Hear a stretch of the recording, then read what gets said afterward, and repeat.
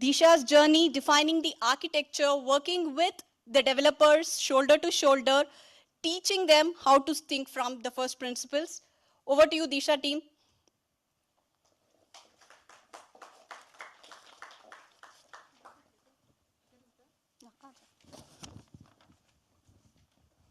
Good afternoon, everyone. I think before we start and tell you about what Disha is all about, and a good reference has been shared by Soumya as of now, let's look at certain statistics at this moment. So let's look at the first number. Can you guess what is this? And I think it's pretty straightforward. Population of India. Thank you so much. That helps. The next number on your screens. You can use the reference shared by Soumya, and maybe that will give you the number. What is that? Students going to schools in India at this moment, yeah? So that's fair. Another number, a pretty big number again.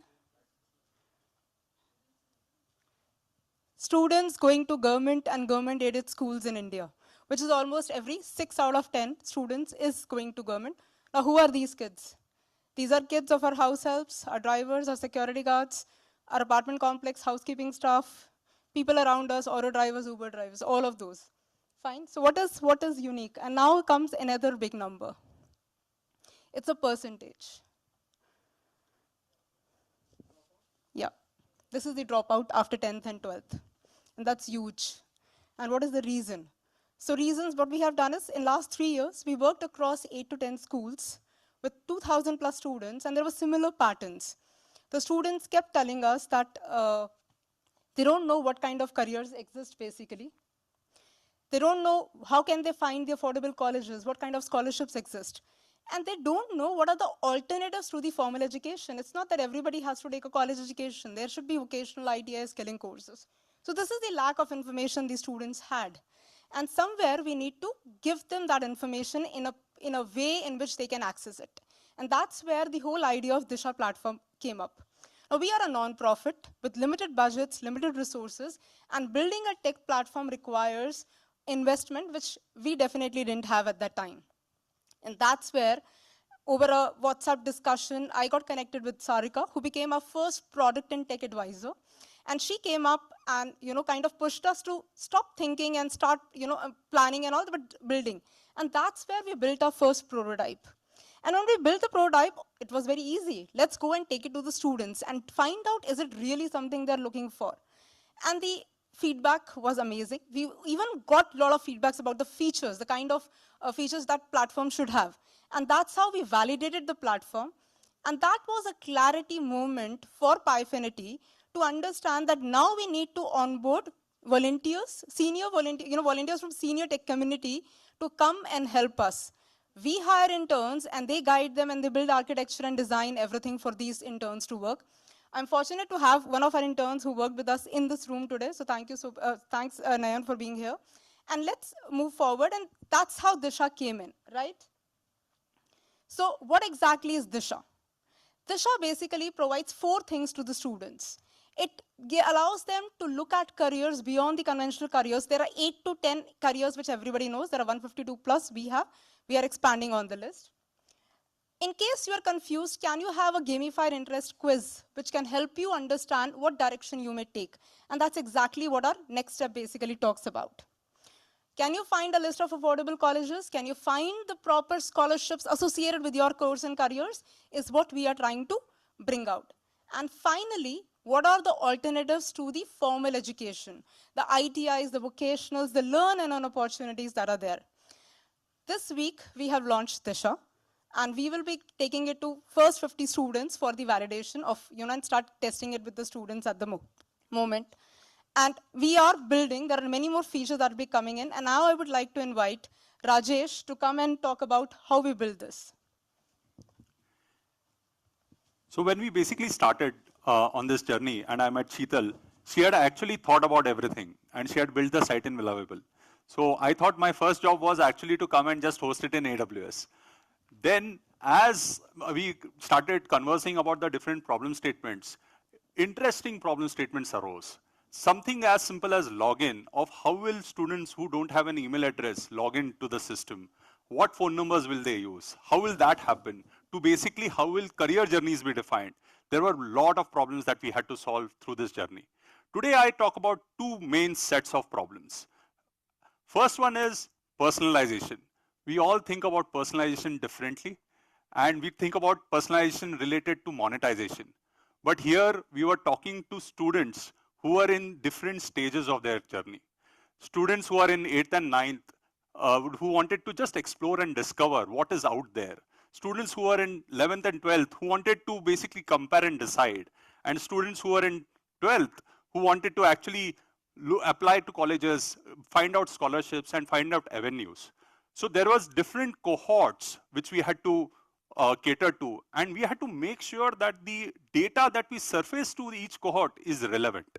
And that was a very important aspect of it.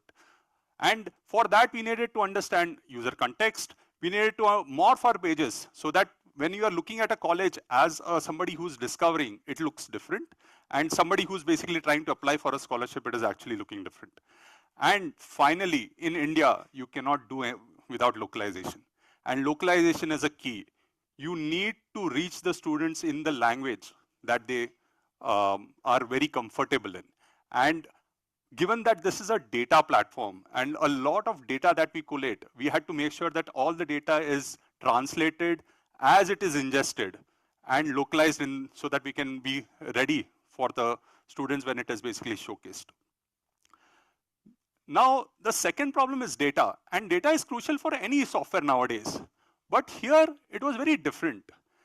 Our biggest challenge as we looked at it is like, okay, so where do we get this data of what are the careers, what are the colleges, which colleges are offering which courses, and how do we all ensure that this thing is kept up to date?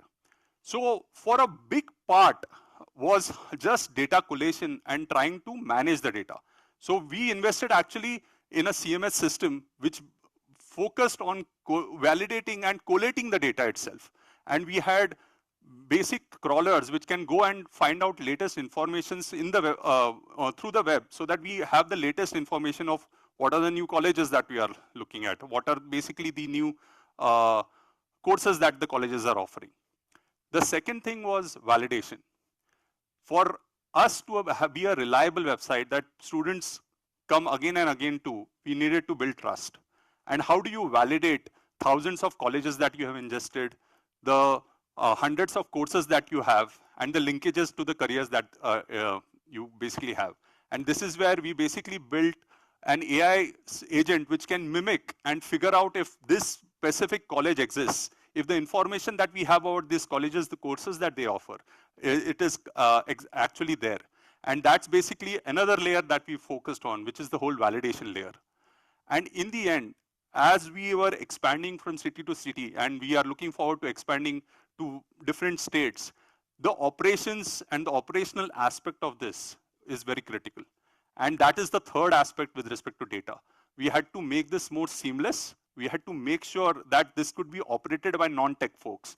And interestingly, this was an area which we learned the hard way. Initially, everything we could basically just run it on our machines, and we could basically say, acha, now the college data is there. But how do we make sure that it's available in the CMS system? How do we basically make it one click was the other aspect that was there. Now, what was our role, right? Our role was primary advisory. I think the thought and the brain was definitely Sheetal. And our role was how do we take the vision that she has and convert it into product and tech architecture. So the role that we played primarily was more of a product manager, architects, sometimes an occasional developer. It was about 3 to 4 hours a week. And this is basically our contribution. And Amita will go through what actually takes behind the scenes and who actually does the work.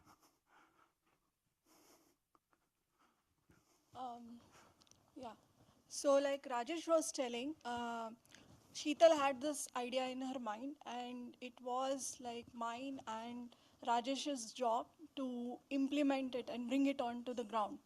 So, which was the team who mainly helped us, to get this implemented. So it was the team of Navgurukul. So Navgurukul is a unique organization. So what they're doing is basically they are taking students from the underserved communities and who are generally like 12th pass outs, and they have designed a special curriculum around software engineering, which and they give them the technical know-how of how to build front-end systems, how to build back-end systems, and so on.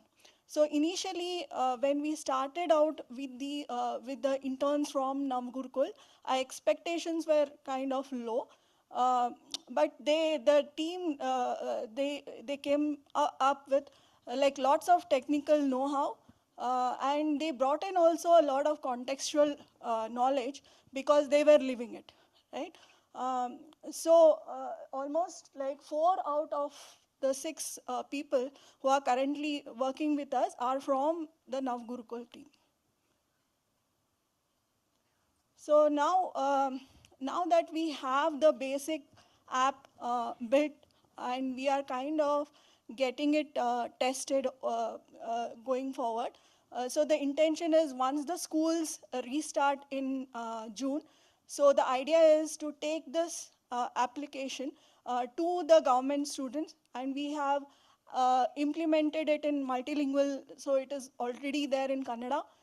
So the idea is basically to test it out with the students, see how they are going through it, like build up basic profiles, and then take it to the next level so that we can use that kind of information to see how we can take it to the build additional knowledge onto the app.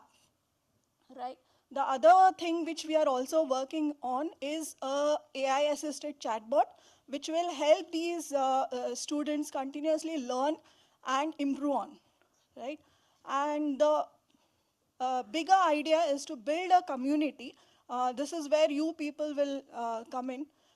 So to get basic experts, right, who can help these students from the underserved communities and help and mentor them. Right? So, yeah. So you heard Govind, you heard us, and what is the key takeaway that we want you to have from this talk? All of you have built products, all of you built for scale. You know what it takes to make a good tech system and a good product. My call out to you folks is go find your impact space, find your passion, and make an impact. Thank you.